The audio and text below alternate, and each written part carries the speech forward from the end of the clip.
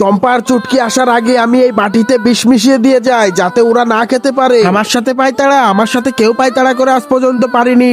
এবার দেখ কেমন লাগে, মজা টের পাস আজকে। আরে বড় আপা এটা কি করে দিয়ে গেল, আমি জীবনেও ভাবতে পারিনি যে বড় আপা এটা করবে। তুই চুপ কর, দেখে তো নিয়েছি কোন বাটিতে দিয়েছে। চল এবার গিয়ে খেতে বসি আমরা। আরে কিরে চম্পা, তুই মুখ ওরকম করে পড়ে আছিস কেন?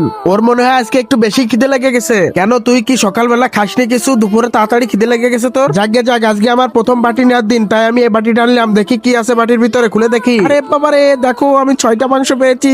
মজা কি মজা, আমি 6টা মাংস খাবো। এনে চুটকি তুই একটা খা, আমি তোকে একটা দিলাম। বড় আপা আমাকে কিচ্ছু দেয় না, চম্পা আমাকে দিছে, আমি খাবো।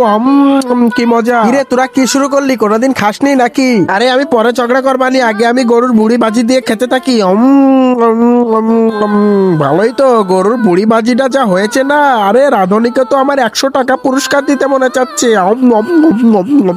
চম্পা তো আজকে ভালোই খাবার পেলো। দেখি আমি আজকে কি পেয়েছি, দেখি বাটিতে কি আছে। আরে বাপরে, দেখো দেখো সবাই দেখো আমি কি পেয়েছি। বুঝলাম না, তুইও জীবনে কিছু খাসনি নাকি? একটা খাবার দেখে ওই করতেছিস কেন তুই? দূর, তোদের সাথে আমি আর পারি না। দেখি এবার আমার বাটিতে কি আছে। এই বাটিতে কি আছে সেটি দেখার আগে বলো তো বন্ধুরা, এখানে এই লুডুসটা বানাতে কয়জন কর্মী কাজ করতেছে? তুমি যদি বলতে পারো তাহলে একটা লাইক করে কমেন্টে বলে যাও। আর যদি এই ছবিটি তোমার পছন্দ হয়ে থাকে তাহলে একটা সাবস্ক্রাইব করে যাও। এই দেখ, আমার বাড়িতেও তো গরুর মাংস আছে 3 পিস। তা আমি কি তোদের মতো নয় করতেছি? দেখ আমি নিয়ে কিভাবে খাচ্ছি। সবসময় এভাবে ভদ্রভাবে খাবি তোরা।